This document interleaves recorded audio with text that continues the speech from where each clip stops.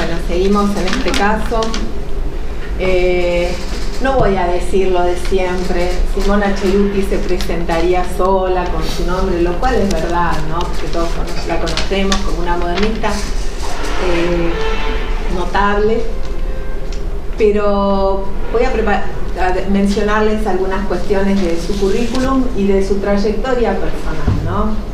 Primero quiero destacar que Simona Cerutti es una mujer que se ha abierto camino en un mundo de hombres bastante difícil de hacerlo. Es casada, tiene 2 hijas, es historiadora y por un silogismo sé también que es buena persona.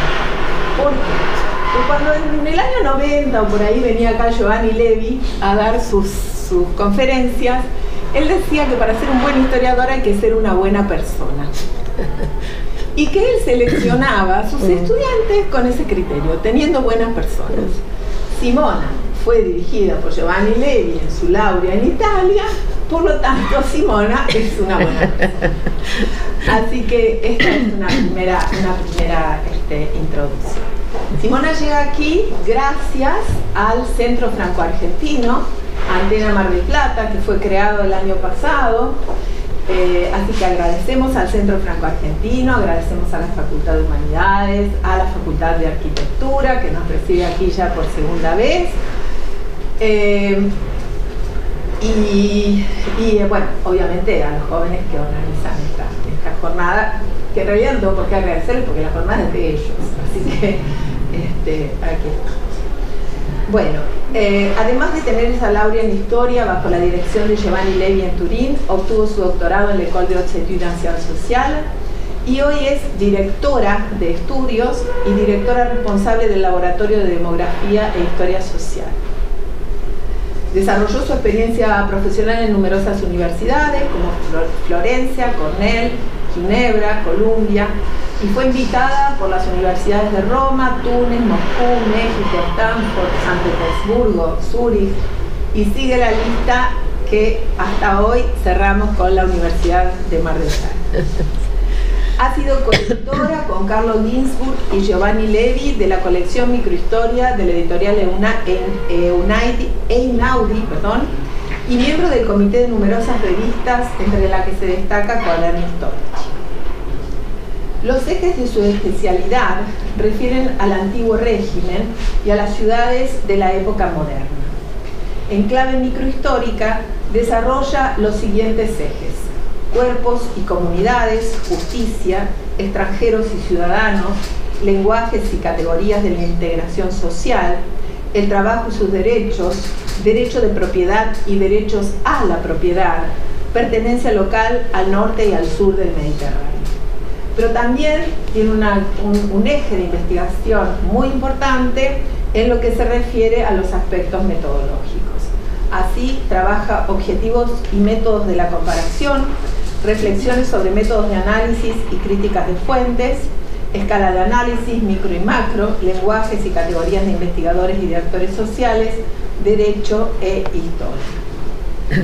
Sobre estas temáticas tratan sus principales publicaciones y todas las presentaciones que ha realizado en numerosos congresos internacionales. Para hacer una sola referencia a la publicación, voy a nombrar su libro más reciente, con el que tiene que ver la conferencia que va a dar ahora, y el libro se llama Extranjeros, estudio de una condición de incertidumbre en una sociedad de antiguo régimen, publicado en el año 2012. Y entonces, ahora sí, si estás de acuerdo, comenzamos con la conferencia y con la traducción. No sé si estaré como hace 20 años para hacer las traducciones, pero sabrán perdonar. Ayer llegó Federico, que ayer se desempeñó, agradecemos su presencia, pero sobre todo la muy buena traducción que nos regaló ayer de la conferencia de Simón. Merci beaucoup. Je suis désolée de ne pas parler espagnol. Je suis désolée. Muchas gracias. Lamento no poder hablar en español. Et c'est un plaisir d'être ici et de discuter avec vous. Et merci beaucoup à Marcela pour cette invitation. Dice que así es un placer para ella estar aquí. Nos agradece mucho por esta invitación. Donc aujourd'hui, je voudrais vous parler d'une interrogation générale sur qu'est-ce que c'est qu'un étranger dans l'Europe de l'époque moderne. Hoy nos va a hablar de una interrogación general que es ¿qué es ser un extranjero en Europa en la época moderna? Pas seulement dans l'Europe, enfin, je pense que ces considérations concernent aussi, par exemple, l'Amérique latine. No solo en Europa, porque esto también concierne a América Latina. Or, l'interrogation surgit par le fait que finalement, on a l'impression de tout savoir lorsqu'on parle d'étrangers. La interrogación surge porque todos creemos saber de qué hablamos cuando decimos extranjero. Et le problème des étrangers occupe tellement notre vie quotidienne que tout semble évident. El problema del extranjero ocupa tanto nuestra vida cotidiana que todo nos parece evidente. C'est-à-dire, donc, étranger, c'est lui qui vient d'un pays lointain. Extranjero es el que viene de un país lejano.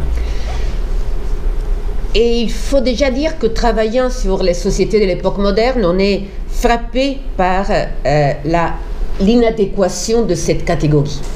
Cuando hablamos de las sociedades modernas estamos golpeados, o sea, nos choquea la imprecisión de esa categoría.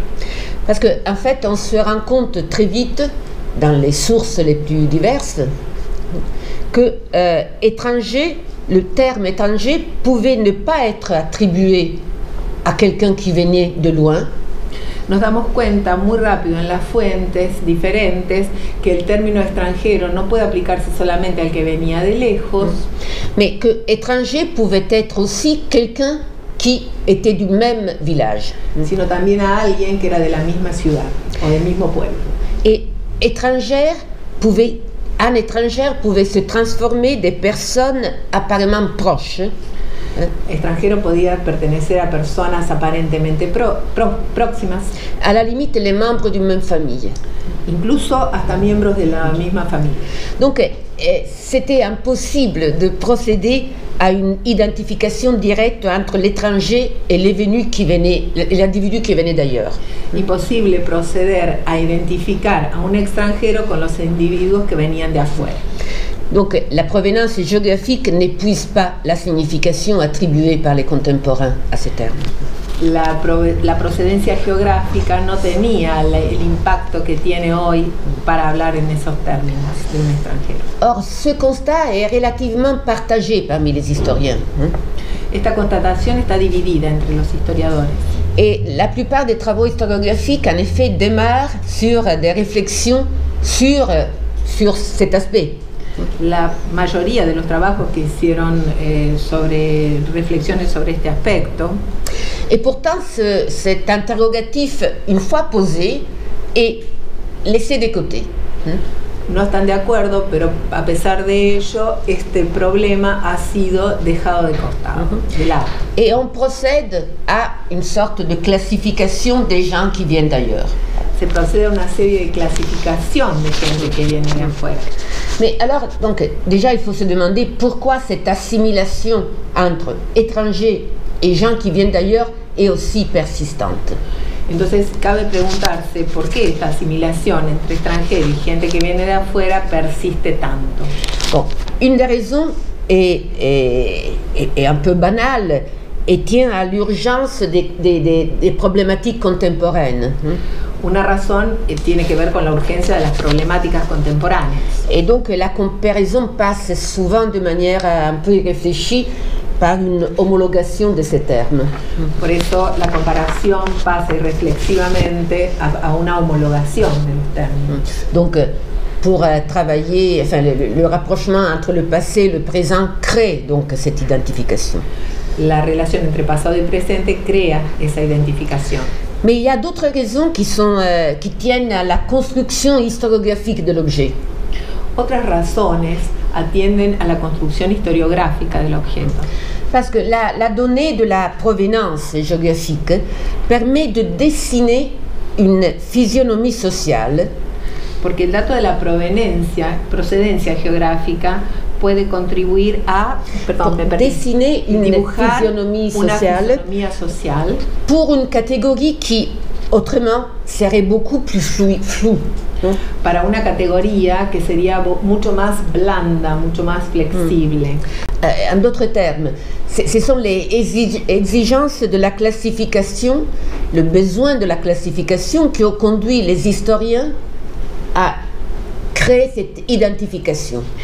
Son las exigencias de la clasificación las que condujeron a los historiadores a crear esa clasificación. Et à retenir quelque part la notion la plus stable.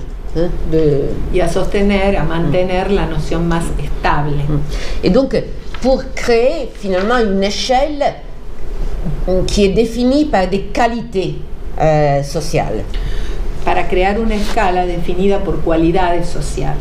Alors, il est intéressant de voir que cette même préoccupation a guidé les travaux sur les bourgeois, c'est-à-dire le contraire des étrangers.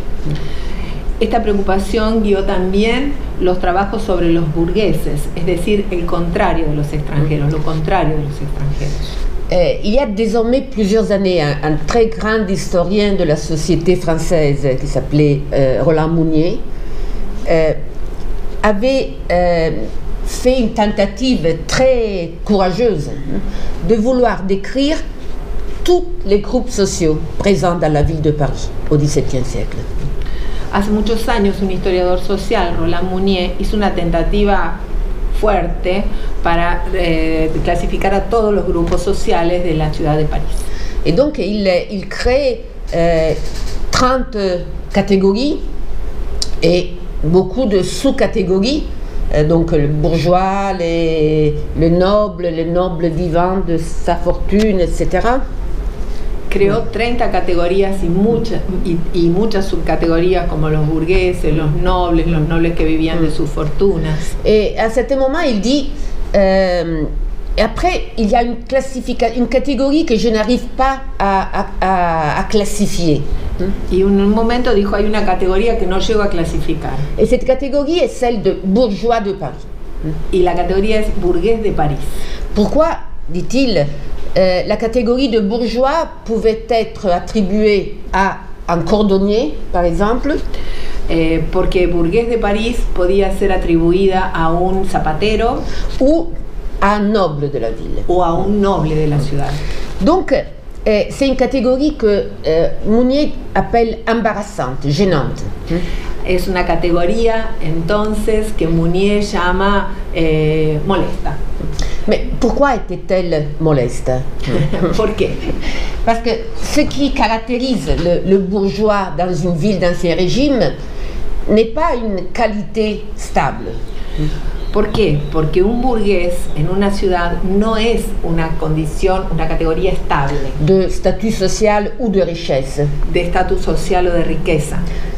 Donc une catégorie qui aurait pu permettre de dessiner une physionomie sociale. Voilà. Una categoría que hubiera permitido dibujar una fisonomía social. Le bourgeois est quelqu'un qui fait des choses. Enfin, el burgués es alguien que hace cosas. Donc ce qui le caractérise, sont certaines pratiques sociales. Lo que lo caracteriza son algunas prácticas sociales. Le bourgeois était un individu qui habitait dans la ville un an et un jour. El burgués era un individuo que habitaba la ciudad un año y un día. C'est-à-dire donc qui avait suivi le cycle rituel de la ville tout entier. El que había seguido el ciclo de la ciudad entera. C'est lui qui payait des impôts sur la lumière, etc. El que pagaba los impuestos sobre la luz, etc.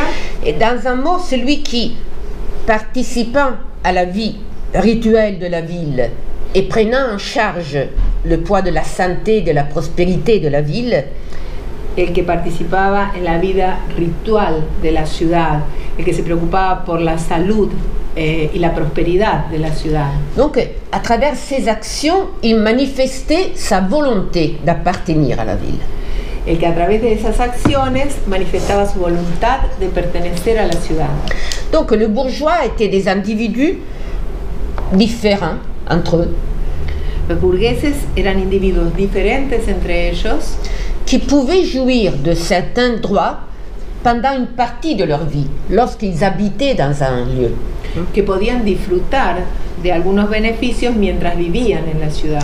Donc l'origine géographique ou la naissance dans un lieu n'était que un parmi les critères d'appartenance. Entonces el origen geográfico no era más que uno de los criterios de pertenencia. Et donc l'historien social trouvait cette catégorie embarrassante. Por eso el historiador social encontraba esa categoría dificultosa, molesta. Parce qu'elle renvoyait à des pratiques. Porque remitía a prácticas. Or, ces considérations sont proches de celles que nous venons de faire dans le cas des étrangers. Las consideraciones de Mounier, creo que seguimos hablando, Voilà. son parecidas a las que vamos a hacer en el caso de los extranjeros. Dans le cas des étrangers aussi, nous sommes confrontés à une catégorie instable et perméable. Perdón. También en el caso de los extranjeros nos enfrentamos con una categoría permeable e inestable. Donc, ça c'est une des raisons, me semble-t-il, pour expliquer pourquoi, au-delà du constat de l'inadéquation de l'identification entre provenance et étranger, cette classification résiste. Es una de las razones para explicar por qué, además de la constatación de la geografía, esta categoría resiste. Donc, de toute évidence, il faut, pour comprendre qu'est-ce que c'est qu'un étranger dans une société de l'époque moderne, il faut revenir aux sources. Et Para saber qué es ser un extranjero en una sociedad moderna, hay que volver a las fuentes. Et essayer de faire cette lecture dont Benjamin parlait, qui est une lecture à rebrousse-poil, contre le sens luisant du poil de l'histoire. Tratar de hacer la lectura sugerida por Benjamin a contrapelo de la historia. Donc, essayer de nous libérer de notre présupposé. Voilà. Liberarnos de nuestros prejuicios. Et moi, j'ai trouvé sur le terrain de classification juridique une catégorie qui m'a paru très intéressante. Encontré en el terreno de las fuentes jurídicas una categoría que me pareció muy interesante. Intéressante pour voir quel espace ces sociétés de l'époque moderne donnaient aux étrangers et quelle était la qualification de ces étrangers. Voilà. Para ver qué espacio esa sociedad de la época moderna le daba a los extranjeros y entender qué eran los extranjeros. Alors, peut-être un mot pour dire pourquoi une catégorie juridique, pourquoi cette attention aux catégories juridiques. Una palabra para decir por qué atiendo a esta categoría jurídica. Nous savons que pendant très longtemps, les historiens sociaux, et je m'identifie à cette catégorie, ont été très méfiants vis-à-vis du droit et du droit, je dirais, voilà, et des catégories juridiques. Sabemos bien que los historiadores sociales durante mucho tiempo fueron desconfiados del derecho y de las categorías jurídicas. Avec une identification directe entre droit et loi, droit et norme. Con una identificación directa entre derecho y ley, ley y norma. Mais nous savons en réalité que des catégories juridiques étaient fondamentales dans le système de classification des contemporains. Pero sabemos que las categorías jurídicas eran fundamentales en el sistema de clasificación de los contemporáneos. C'est-à-dire que le sexe et l'âge étaient des catégories bien plus pratiquées que des catégories économiques, par exemple. El sexo y la edad eran categorías mucho más utilizadas que las categorías económicas, por ejemplo. Et le langage juridique était parlé et compris par la population. El lenguaje jurídico era hablado y comprendido por la población. Donc je pense que, à raison, la culture du droit commun a été identifiée par plusieurs historiens comme une sorte d'anthropologie des sociétés modernes. En razón de la cultura del derecho ha sido comprendida como una suerte de antropología de la sociedad moderna. Donc des catégories qui étaient bien plus proche du langage utilisé par les acteurs sociaux. Las categorías eran más próximas del lenguaje que utilizaban los actores sociales. Plutôt que les catégories sociologiques, descriptives d'aujourd'hui, enfin que nous utilisons aujourd'hui. Más que las categorías socioeconómicas descriptivas que utilizamos hoy. Or, une de ces catégories en particulier a servi de premier terrain d'analyse pour moi. Una categoría sirvió como primer terreno de análisis, como primer campo de análisis para mí. Et c'est la catégorie de personnes misérables. Y es la categoría de persona miserable. Donc il s'agit d'une catégorie qui était très présente dans les règlements de justice. Es una categoría muy presente en los reglamentos de justicia. Mais c'était aussi une catégorie qui était très utilisée par les acteurs sociaux, surtout en justice par exemple. Y era una categoría también muy usada por los actores sociales, sobre todo en justicia. Donc les gens se revendiquaient en disant j'appartiens à la catégorie des misérables. Alors, la gente se reivindicaba diciendo pertenezco a la categoría de los miserables. Alors qui sont les figures sociales qui rentraient dans cette catégorie? ¿Quiénes son las figuras sociales que entran en esa categoría? Elles sont apparemment très disparates. Oui. Donc, son aparentemente muy disparatadas. Donc c'est les paysans, par exemple, los campesinos, les pauvres, los pobres, les travailleurs, los trabajadores, les orphelins, los huérfanos, les mineurs, los menores, les pèlerins et les marchands. Los peregrinos y los comerciantes. Et finalement aussi ceux qui viennent d'ailleurs. Y también finalmente los que venían de afuera. Donc les étrangers, ceux qui viennent d'ailleurs, étaient compris dans cette catégorie générale des personnes misérables. Los extranjeros que venían de afuera estaban comprendidos en esta categoría general de personas miserables. Donc pour comprendre quelle était la place faite aux étrangers, quelle était la conception de qu'est-ce que c'était un étranger, il fallait à mon sens comprendre le sens de cette catégorie.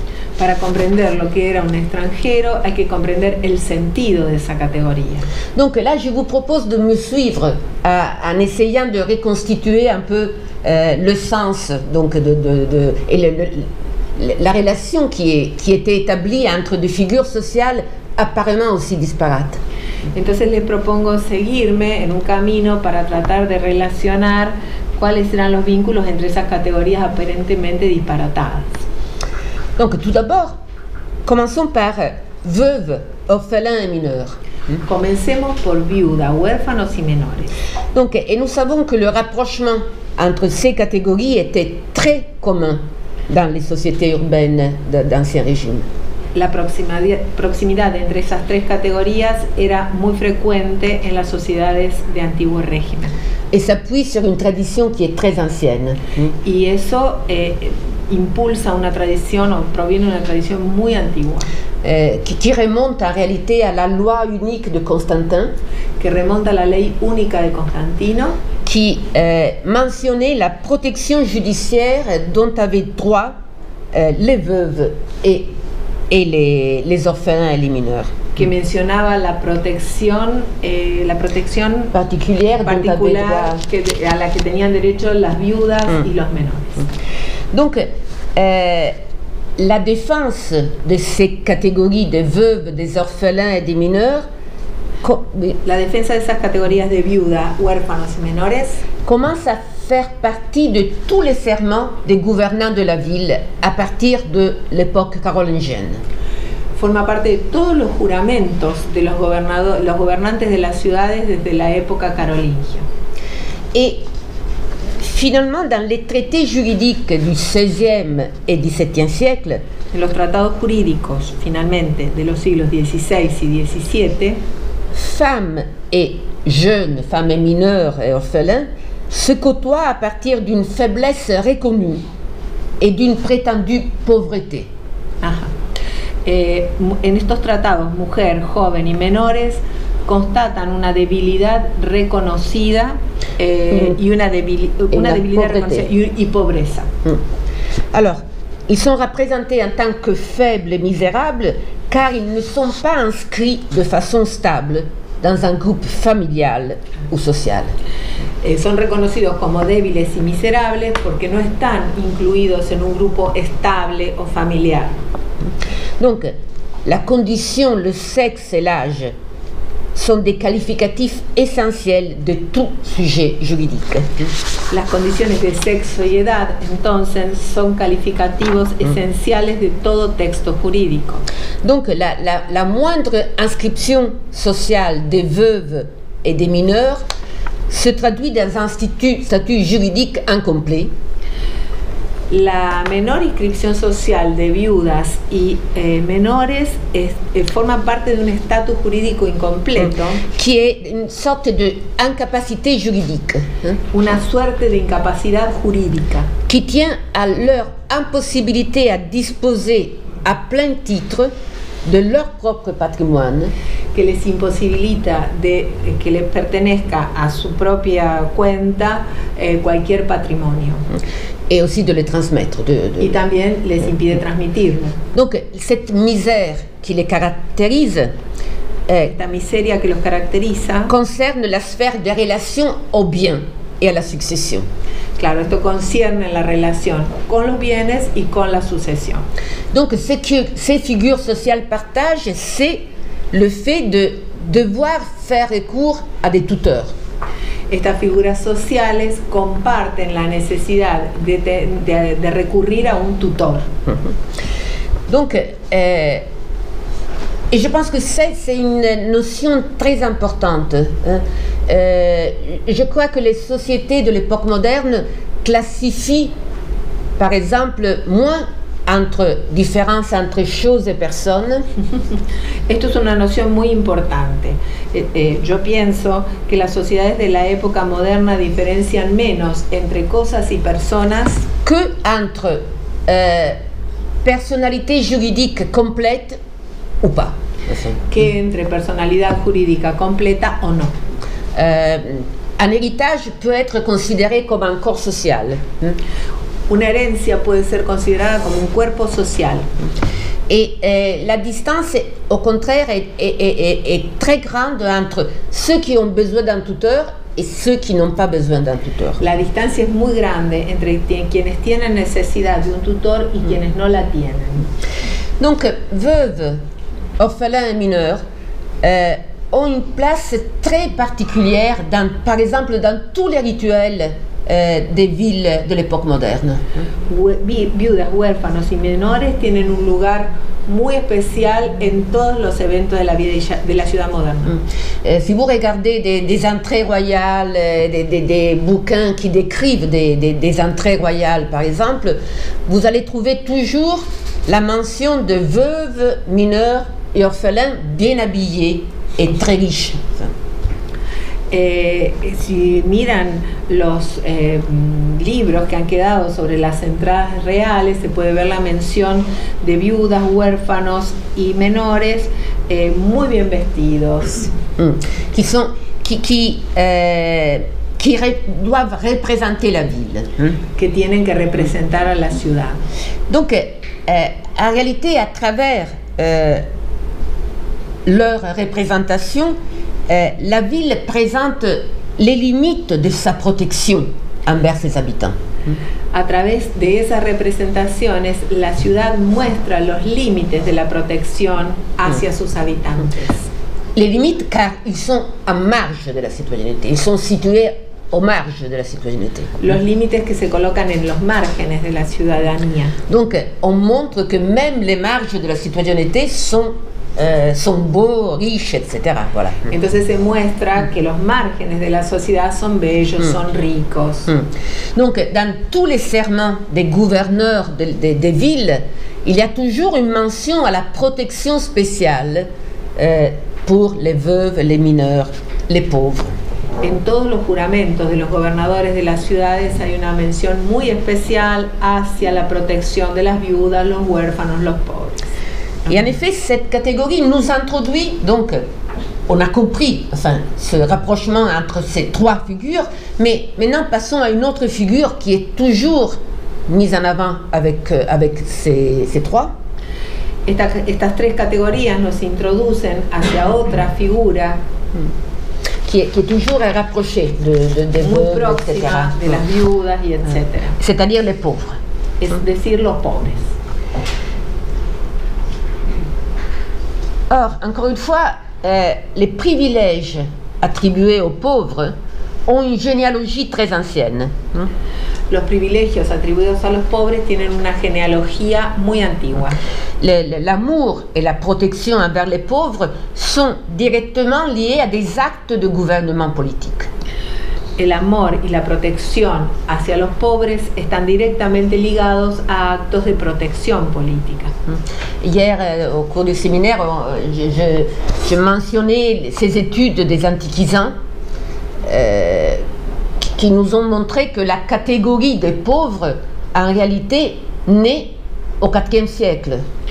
Ayer en el seminario mostré que los investigadores de historia antigua dan cuenta del nacimiento de la categoría de pobres en el siglo IV. C'est le moment où les évêques veulent s'affirmer dans l'espace politique et construisent en public. Es en el momento en que los obispos quieren afirmarse en el espacio público y construyen un público. Ils se disent les pères des pauvres. Se dicen los padres de los pobres. Les protecteurs des pauvres. Los protectores de los pobres. Donc, il faut vraiment se garder de toute assimilation de ce terme avec nos catégories économiques. Entonces hay que cuidarse mucho de toda asimilación de estos términos con nuestras categorías económicas.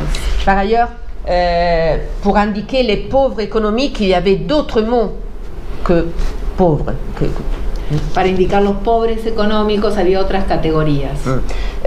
Pauvre, le mot pauvre renvoie à Paulus, c'est-à-dire peu de. La palabra pobre remite a Paulus, poco de. Poco de. Et donc c'est une catégorie juridique. Es entonces una categoría jurídica. Qui est une catégorie de gouvernement. Que es una categoría de gobierno. Les rois et les souverains des États modernes se disent, dans la chrétienté, se disent pères des pauvres. El rey, el soberano del Estado moderno, en la cristiandad se dice el padre de los pobres. Donc c'est une catégorie de gouvernement. Mais à quoi renvoie-t-elle? Es una categoría de gobierno, pero ¿a qué remite? Il y a une ordonnance que j'ai retrouvée de 1610 qui me paraît très intéressante, enfin, l'ordonnance juridique. Une ordenanza jurídica de 1610. Ça concerne la France, mais aussi... Moi, a Francia, perdón. Aussi mon terrain d'analyse qui est la Savoie. Pero también a Saboya, que es su campo de análisis. Alors, il dit que d'après les dispositions du roi Henri IV, a partir de las disposiciones del rey Enrique IV, il faut créer des avocats et des procureurs des pauvres. Es necesario crear abogados y procuradores de pobres, aussi bien que des veuves, des orphelins et des mineurs, tanto como para las viudas, los huérfanos y los menores, c'est-à-dire de tous ceux qui sont dépourvus de conseils et d'argent. Es decir, para todos aquellos que están desprovistos de consejo y de dinero. Donc, consejo et dinero, c'est-à-dire qu'il y a une proximité qui est établie entre une condition d'extranéité et le déracinement, un déracinement social. Hay una proximidad entre las condiciones de extranjeridad y de falta de raíces sociales, desarraigo social. Bon, nous savons, il y a plusieurs travaux sur les pauvres dans les sociétés de l'époque moderne. Sabemos que hay muchísimos trabajos sobre los pobres en la época moderna. Mais et nous savons depuis ces travaux que la pauvreté qui mérite l'assistance n'est pas toute la pauvreté. Y esto nos refleja que la pobreza que merece asistencia no es toda la pobreza. l'assistance n'est pas une mesure du besoin, disons. La asistencia no es una medida de necesidad. L'assistance est une mesure d'une dignité attribuée à des personnes. La asistencia es una medida de dignidad atribuida a una persona. Donc les pauvres qui méritent l'assistance ne sont pas les plus pauvres. Los pobres que merecen asistencia no son los más pobres, mais ceux qui, à partir d'une condition de privilège, avaient subi une chute sociale. Sino los que a partir de una condición de privilegio habían sufrido una caída social, un descenso social. Et c'est une condition de déprivation qui mérite l'attention de la ville.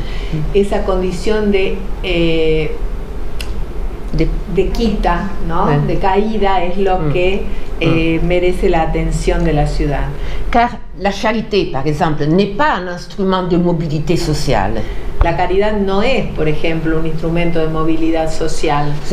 On ne transforme pas un pauvre en riche à travers la charité. No se transforma un pobre en rico a través de la caridad. La charité vise, dans ces sociétés, à rétablir des équilibres. La caridad apunta en esas sociedades a restablecer los equilibrios, à combler des vides, des chutes qui peuvent se produire dans un parcours social.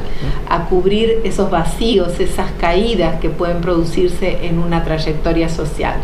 Donc, dans cette conception de la charité, les pauvres qui ont droit à l'assistance, en esa concepción de la caridad, los pobres que tienen derecho a la asistencia sont les pauvres honteux. Son los pobres vergonzosos. Ceux qui ont perdu un statut social et se trouvent dans une situation de déchéance. Los que perdieron un estado social y que se encuentran en una situación de caída. Donc, des personnes qui ont subi une chute et qui se retrouvent sans argent, mais sans conseil aussi. Los que sufrieron una caída y se encuentran sin dinero, pero también sin consejo. C'est-à-dire qu'ils ont honte, ils ont vergogneux, enfin, ils sont honteux. Es decir, que están avergonzados. Ils ont perdu donc un statut et s'éloignent de leur groupe social. Perdieron un estatus y se alejan de su grupo social. Donc, la pauvreté renvoie à un isolement social. La pobreza remite a un aislamiento social. Et ce par exemple, est intéressant parce qu'il est déjà présent dans des épîtres de Saint Paul. Enfin, ya está presente esta noción en las epístolas de San Pablo. Qui dit, rappelez-vous des pauvres. Que dice, acuérdense de los pobres. Et cette expression, pourquoi on devrait se rappeler des pauvres? Pourquoi on aurait dû oublier les pauvres, enfin, non? ¿Y por qué esta expresión? ¿Por qué no olvidar a los pobres? Mais les pauvres sont menacés d'oubli car leur condition est liée non pas tellement à la déprivation matérielle. Los pobres están amenazados de olvido, no tanto por ¿cómo es? La carencia material, la deprivación. Mais à partir de l'exclusion d'un tissu social. Sino también a partir de la exclusión de un estatus social. Car pauvres sont tous ceux qui ont perdu la place qu'ils occupaient dans un milieu social. Son pobres todos aquellos que perdieron el lugar que ocupaban en un medio social. Et se retrouvent donc dans une condition d'isolement. Y se encuentran entonces en una condición de aislamiento. Donc, tout comme les personnes mortes ne vivent que dans le souvenir des vivants, así como los muertos no viven más que en los recuerdos de los vivos, les pauvres se doivent d'être rappelés pour pouvoir encore exister. Los pobres necesitan ser recordados para poder existir todavía. Donc on a affaire à des catégories, pauvres, veuves, mineurs, orphelins et pauvres, qui renvoient moins à des conditions économiques, encore une fois, qu'à une déprivation sociale, un isolement social. Entonces, viudas, menores, huérfanos y pobres son una categoría que remiten a la carencia social. Et cette classification, évidemment, rend cohérente tout d'un coup la présence de certaines figures de la mobilité. Esta clasificación vuelve entonces coherente la presencia de ciertas figuras en la movilidad. C'est-à-dire les pèlerins et les soldats, c'est-à-dire des individus qui bougent, hein, par définition. Por ejemplo, peregrinos y soldados que se mueven, ¿no? que están movilizados. Et donc qui ont une insertion sociale faible. Y que tienen ocupan un espacio social débil. Et finalement, on passe à la figure la plus problématique dans cet ensemble, qui est celle des marchands. Y pasemos a la figura más problemática de este conjunto, que es la de los comerciantes. Et pourquoi les marchands devraient figurer dans une catégorie des gens misérables, enfin. Y por qué los comerciantes tendrían que figurar en una categoría entre los miserables. Donc, mais l'appartenance, le fait de voir les marchands dans cette catégorie est quelque chose de très ancien qui remonte au XIe siècle. Esto es una forma de clasificación muy antigua de ubicarlos en este sector que remonta al siglo XI. Et les marchands dont on parle dans ces catégories sont les marchands qui ont les pieds poussiéreux. Avec la poussière. Los comerciantes de los que hablan son aquellos que tienen los pies llenos de polvo. C'est-à-dire sont les marchands itinérants. Son los mercaderes itinerantes. No sé si decirles comerciantes o mercaderes. Voilà. Mercaderes. ¿No? Pasamos a mercaderes. Ouais. Et leur insertion dans la catégorie tient à un problème de juridiction, comme il arrive très souvent. Su inserción en la categoría tiene un problema de jurisdicción. C'est-à-dire que comme ils sont itinérants, ils ne sont pas soumis à la juridiction des seigneurs. Voilà. Como son itinerantes, no están sometidos a la jurisdicción de un señor. Et donc, ils sont inscrits dans cette catégorie des misérables à partir donc de leur mobilité et de leur faible insertion dans un lieu. Justamente se inscriben entre los miserables por su movilidad y por su débil inserción social. Possible. Voilà. Possible. Voilà. Donc, dans ce cadre de faiblesse d'insertion, on inscrit finalement aussi les gens qui viennent d'ailleurs, c'est-à-dire ceux qui pour nous aujourd'hui sont les étrangers. En este marco de debilidad de inserción se incluyen también los que vienen de afuera, los que para nosotros hoy son extranjeros. Donc maintenant, essayons de dessiner, de voir un peu l'ensemble de cette figure sociale et le sens de cette catégorie.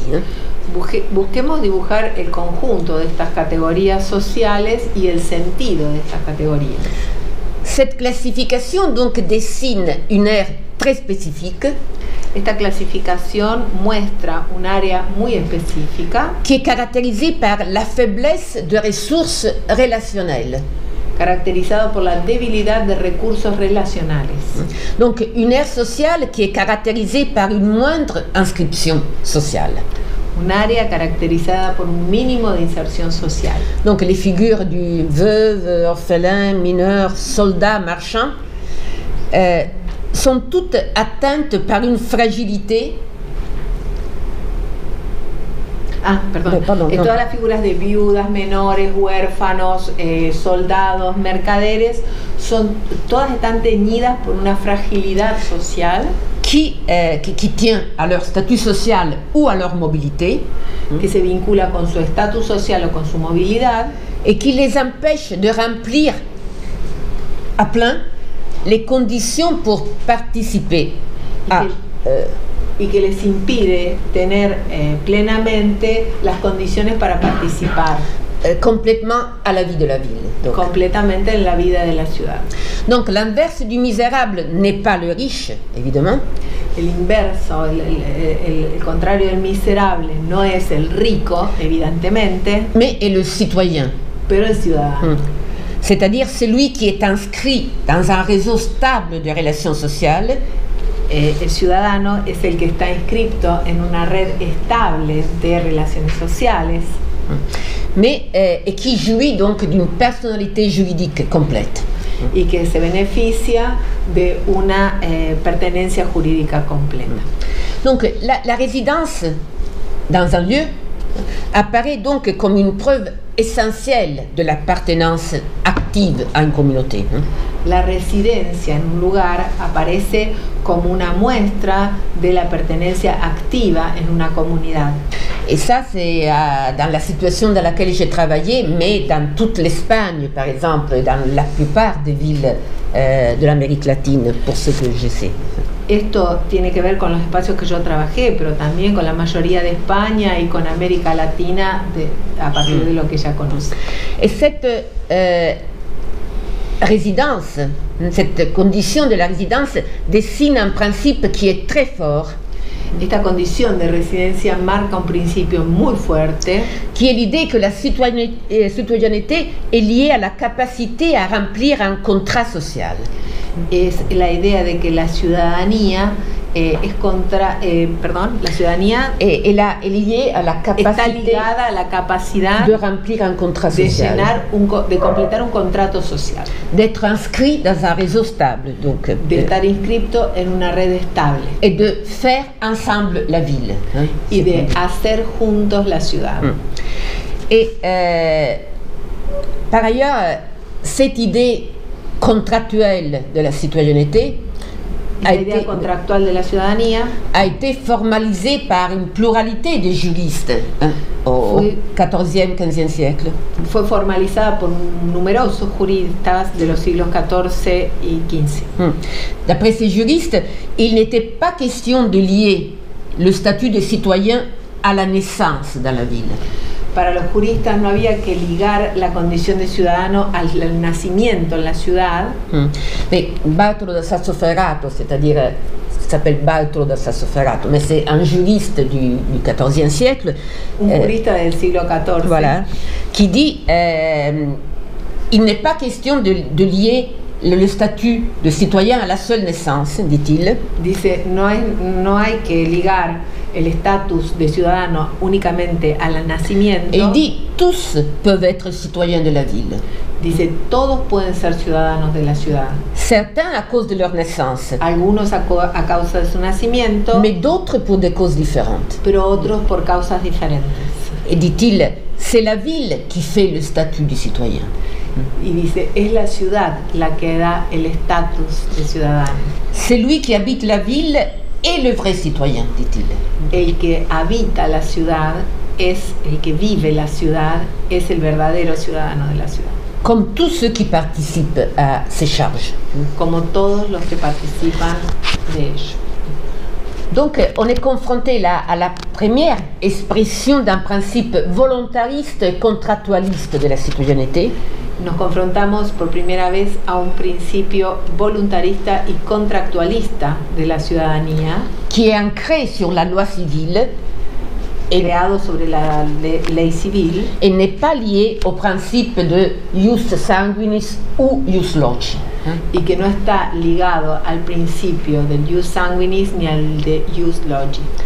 Donc, lorsque aujourd'hui on discute des problèmes de la citoyenneté en posant juste ces deux alternatives, Hoy se discute la cuestión de la ciudadanía en función de esas dos alternativas. bon, il faut bien garder à l'esprit, et je pense que l'histoire là est utile, Y hay que tener cuidado, y pienso que aquí la historia es muy útil, qu'il y a aussi une conception, voilà, contractualiste et volontariste, qui est liée à des pratiques sociales.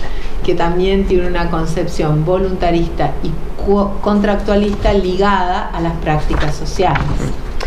Donc le langage de la citoyenneté est fait de pratiques sociales plutôt que des statuts.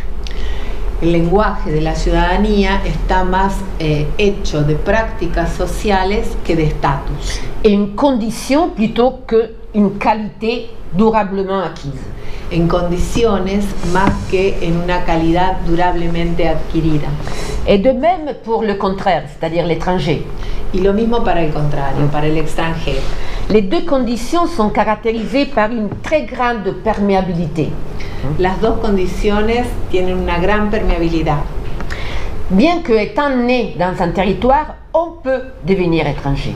Porque aún habiendo nacido en un lugar, se puede uno convertir en extranjero. l'on avait été étranger lorsqu'on avait été mineur, par exemple. Si había sido extranjero cuando uno era menor, on peut devenir étranger lorsque son propre mari meurt, décède. Se puede transformar una mujer en extranjera cuando su marido muere. Ou alors qu'étranger devenait tout ce qui, en quittant une localité, también eran extranjeros todos aquellos que dejando una localidad se séparaient de relations sociales. Se separaban de las relaciones sociales que tenían. Et donc finalement l'utilisation de ce terme que nous retrouvons dans les sources, entonces la utilización de ese término que encontramos una y otra vez en las fuentes dessine exactement cette variété de situations sociales, de conditions sociales. Muestra la variedad de situaciones y condiciones sociales. Et parallèlement, on a abandonné la condition d'étranger, même si on était dans un pays lointain. Paralelamente se abandonaba la condición de extranjero, aún viviendo en un país lejano, lorsqu'on était intégré dans une chaîne de succession. Cuando uno se integraba en una cadena de sucesiones. C'est pour ça que le mariage est aussi important. Por eso el matrimonio es tan importante. C'est bien sûr pour nouer des liens, etc. Mais ce sont aussi les choses, les biens qui font des statuts. Para ligar, para establecer relaciones, pero también las cosas crean estatus, generan estatus. C'est le fait de transmettre des biens qui transforme quelqu'un en un parent, par exemple. El hecho de transmitir bienes transforma a la gente en un parent, un membre de la parentèle. En un pariente, en un miembro de la parentela. Donc, la résidence est importante, mais enfin, toutes ces conditions de l'appartenance sont des manières de désigner le fait que pour sortir de la condition d'étranger, il faut s'inscrire dans un réseau. Voilà. Claro, entonces la residencia es importante, pero para inscribirse en la condición de ciudadano hay que reunir todas esas condiciones de pertenencia. Et en effet, s'il y a quelque chose qui frappe les historiens un peu partout, c'est la rareté de demandes de nationalité formelle adressées aux gouvernants. Dice que si algo impacta a los historiadores es la falta de pedidos de nacionalización formal frente a los gobernantes. Qui sont toujours pour les territoires espagnols et de Outre-Atlantique. Par exemple, Tamar Herzog a beaucoup travaillé sur ça. Ouais. Bueno, ella dice que para el territorio español y para el transatlántico, Tamara Herzog ha trabajado mucho sobre eso. Les lettres de naturalité est très rare. Las cartas de naturalización, los pedidos de cartas de naturalización eran muy poco frecuentes. Les gens ne savaient très bien que c'était pas nécessaire de demander des attestations formelles de citoyenneté. La gente sabía que no había necesidad de pedir atestaciones formales de ciudadanía. Mais la condition le fait de sortir de la condition d'étranger était liée à un travail de tissage social. Claro, la condición de dejar de ser extranjero estaba ligado a un trabajo de construcción de una red, de un tejido social. Donc les rois n'ont jamais eu le monopole de l'attribution de la citoyenneté. Voilà. Los reyes no tenían el monopolio de la atribución de la ciudadanía. Donc pour terminer sur les étrangers, donc si on mène cette analyse, donc à partir de cette analyse, me semble-t-il, l'étranger n'est plus une frange marginale par rapport à la société des stables. Para terminar sobre los extranjeros, a partir del análisis realizado, el extranjero no estaba al margen de la sociedad estable. Et d'autre part, n'était pas non plus l'autre, le contraire de nous, etc. ¿no? Tampoco era el otro, el contrario de nosotros. La condition étrangère qui était présente dans les sources était moins liée à l'altérité que qu'à l'incertitude et le changement. Entonces la condición de extranjero estaba menos ligada a la alteridad que a la incertidumbre y al cambio. L'étranger n'est pas l'autre différent, mais c'est plutôt une condition dans laquelle on peut tomber. El extranjero no era el otro, el diferente, sino una condición en la que se podía caer. Et d'autre part, le processus d'intégration n'est pas une... enfin, les historiens le définissent souvent comme un processus de assimilation. Muchas veces los historiadores definen el proceso de integración como un proceso de asimilación. Donc, quelque part, pour s'intégrer, il faut dissoudre son identité personnelle pour rentrer dans le tissu dans lequel on... En este sentido, para integrarse en una sociedad habría que disolver las diferencias, ¿no? la identidad. Et donc, renoncer à ses propres liens pour s'ouvrir au monde dans lequel on rentre, etc. Y renunciar a sus lazos para entrar en el mundo en el que se quiere entrar, se quiere ingresar. Cette vision, me semble-t-il, cette identification entre intégration et assimilation, esta visión de mezclar integración con asimilación, est le produit qui me paraît dangereux d'une confusion entre deux concepts qu'on a intérêt à garder très séparés. Es el producto peligroso de una fusión entre conceptos que están separados. Et les deux concepts sont identité et appartenance. Que son identidad y pertenencia. Et identité et appartenance sont deux concepts qui sont très séparés. Son dos conceptos muy separados. L'identité renvoie à des processus psychologiques. La identidad remite a procesos psicológicos. Et au contraire, l'appartenance renvoie à la sphère publique.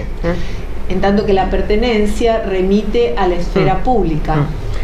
Donc, dans les sociétés de l'époque moderne, l'intégration ne demandait pas de processus d'identification.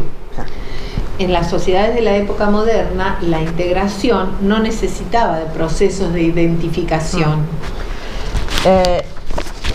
L'intégration était la reconnaissance d'une appartenance. La integración era el reconocimiento de una pertenencia. Qui n'était pas identitaire. Et no era identitaria. Et donc exclusive. Por lo tanto exclusiva. Mais était la reconnaissance du droit d'avoir accès aux ressources locales. Era el reconocimiento de tener acceso a los recursos locales. C'est-à-dire aux biens, à la propriété, au travail, par exemple, au mariage. Por ejemplo, a los bienes, a la propiedad, al trabajo, al matrimonio. Et il est très significatif, par exemple, et je termine sur ça, qu'en travaillant sur les sources de l'époque moderne, je n'ai jamais trouvé des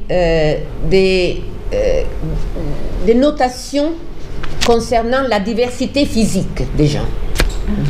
Es muy significativo que trabajando sobre las fuentes de la época moderna nunca encontró documentos que hicieran referencia a las diferencias físicas entre las personas. C'est-à-dire le fait de porter ou pas un voile est toute référence. Claro. Claro, por ejemplo, nunca encontró si tenía un velo o no. Ou la manière de s'habiller, etc. Jamais. La manera de vestirse, nunca, jamás. Lorsqu'on parle de différence et de ce qui empêche l'intégration, on parle toujours de la langue. Claro. Si hay algo de lo que hablan, de que impide la integración, siempre es el idioma. C'est-à-dire que l'accent est toujours mis sur le point de la communication. Et la maîtrise de la langue, la capacité à se faire comprendre, est toujours le point important. El acento siempre se coloca en la comunicación y por lo tanto en la lengua, en el idioma y en la posibilidad de hacerse comprender. Donc, ce que fait obstacle à l'intégration n'est pas la différence en tant que telle. Lo que es un obstáculo para la integración no es la différencia en sí misma. Mais alors que parallèlement, la reconnaissance des droits qui est la citoyenneté ne passe pas par l'homologation. Entonces el reconocimiento del derecho de ciudadanía no es la homologación. Basta. Merci.